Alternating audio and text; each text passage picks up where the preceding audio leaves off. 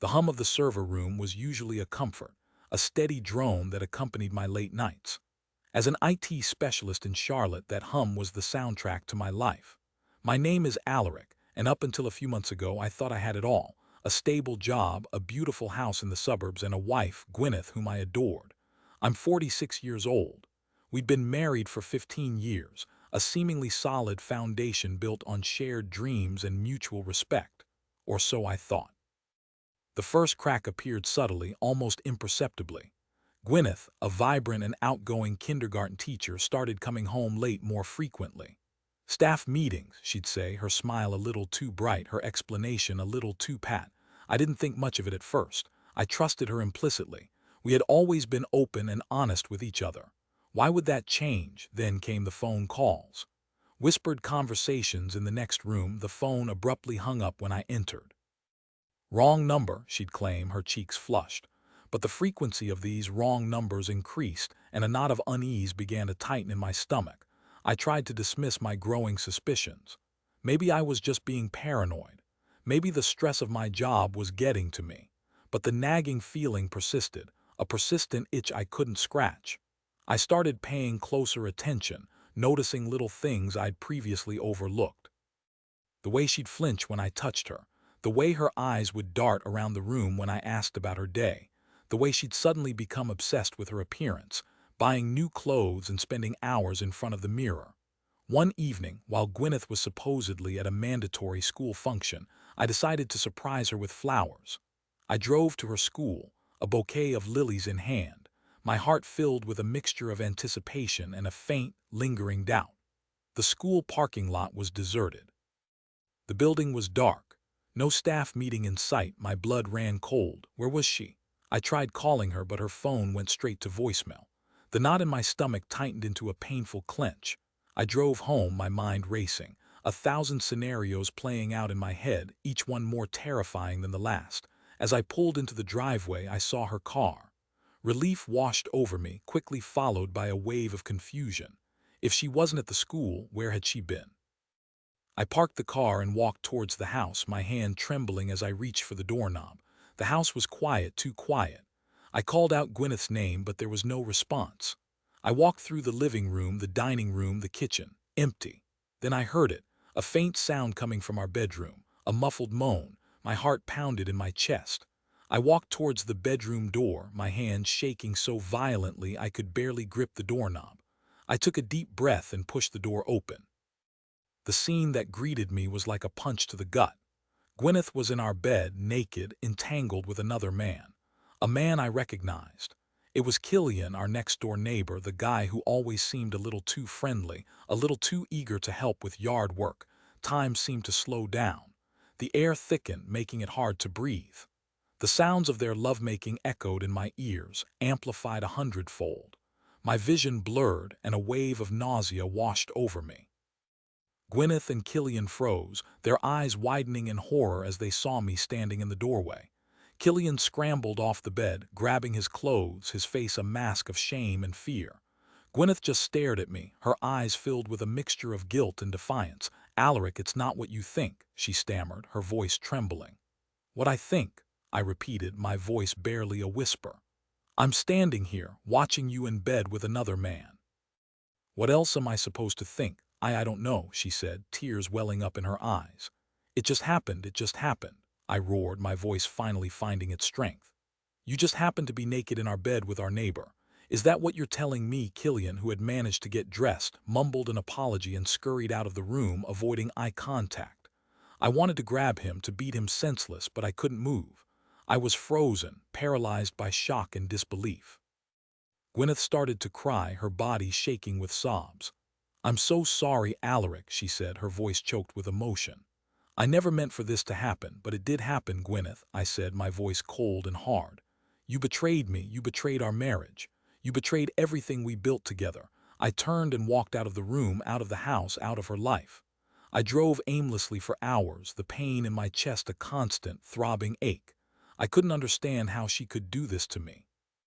How could she throw away 15 years of love and commitment for a fleeting moment of pleasure? The next few weeks were a blur. I stayed at a hotel, unable to face the house we had shared.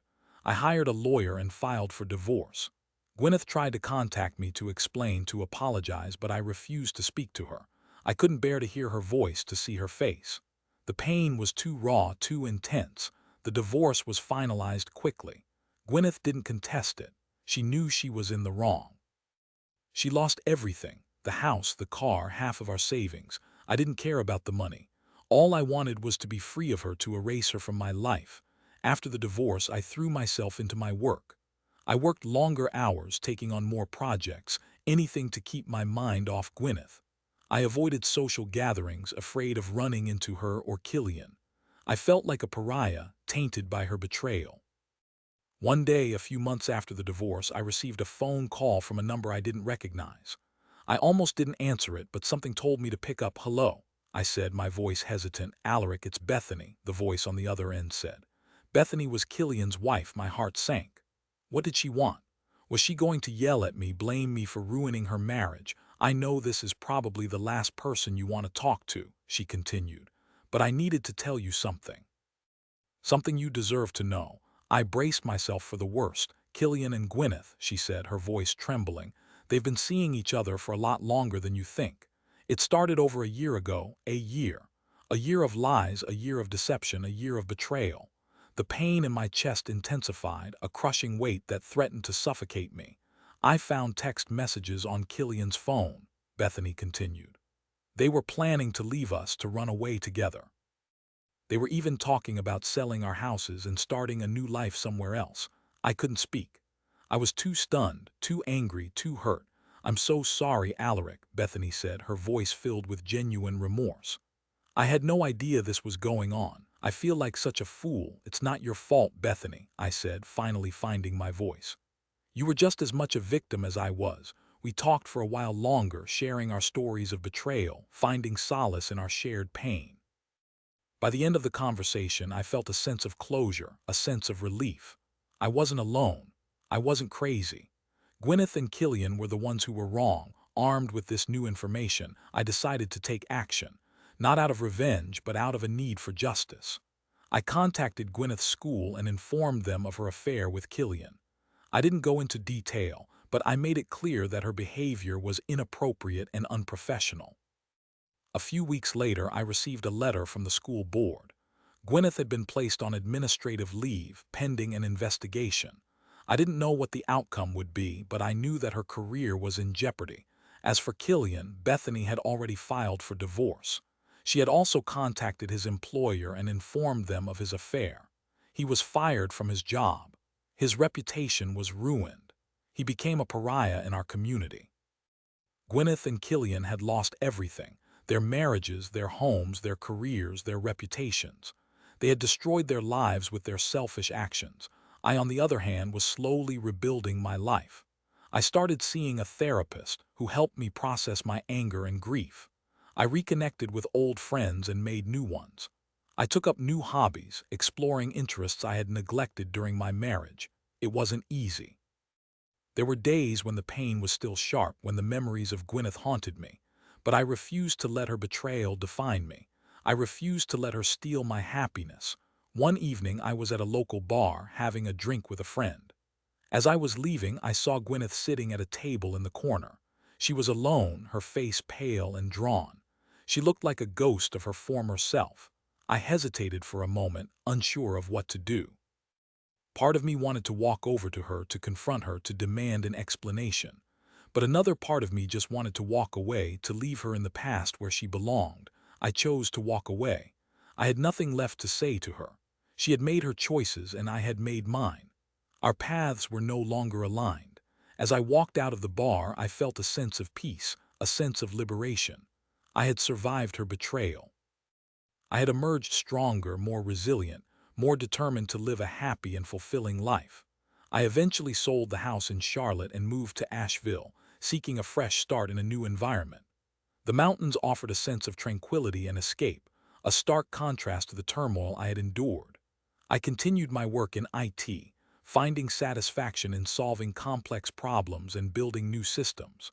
One day, while hiking in the Blue Ridge Mountains, I met a woman named Eloise. She was a landscape architect, passionate about preserving the natural beauty of the region. We connected instantly, drawn to each other's shared values and interests. Alois was everything Gwyneth wasn't: honest, compassionate, and fiercely independent. She had a warmth and authenticity that drew me in, and I found myself falling in love with her. We spent hours exploring the mountains together, sharing stories and dreams, building a new foundation of trust and respect. After a year of dating, I proposed to Alois on a mountaintop overlooking the valley. She said yes, and we were married in a small ceremony surrounded by our closest friends and family. It was the happiest day of my life. Looking back on my marriage to Gwyneth, I realized that her betrayal, while devastating, ultimately led me to a better place.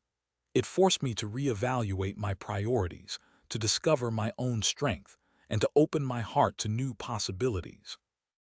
I learned that love is not always enough, that trust is fragile, and that sometimes the greatest act of self-love is to walk away. Gwyneth and Killian's affair was a turning point in my life, a painful chapter that I will never forget. But it is not the defining moment. My life is not defined by their betrayal, but by my resilience, my courage, and my ability to love again. I found happiness again, a deeper, more authentic happiness than I ever knew with Gwyneth. Years later, I received an email from an unknown address. It was from Gwyneth. She wrote about her struggles since the affair, the loss of her career, and the end of her relationship with Killian. She expressed remorse for her actions and acknowledged the pain she had caused me. She asked for forgiveness. I read the email with a sense of detachment. I no longer felt anger or resentment towards her. I simply felt pity. I didn't respond to her email. There was nothing left to say. I had already forgiven her, not for her sake, but for my own. I needed to release the last vestiges of bitterness and move forward completely. My life with Alois is a testament to the power of healing and the possibility of finding love again after betrayal. We built a life filled with joy, adventure, and unwavering support. I am grateful for the lessons I learned, the challenges I overcame, and the love I found along the way. My story is not one of victimhood, but one of survival, resilience, and ultimately triumph. And so I sit here now, years removed from the pain and chaos, reflecting on the journey that led me to where I am today. I am a survivor, a lover, a husband, and a friend. I am Alaric, and this is my story of betrayal, heartbreak, and ultimately redemption.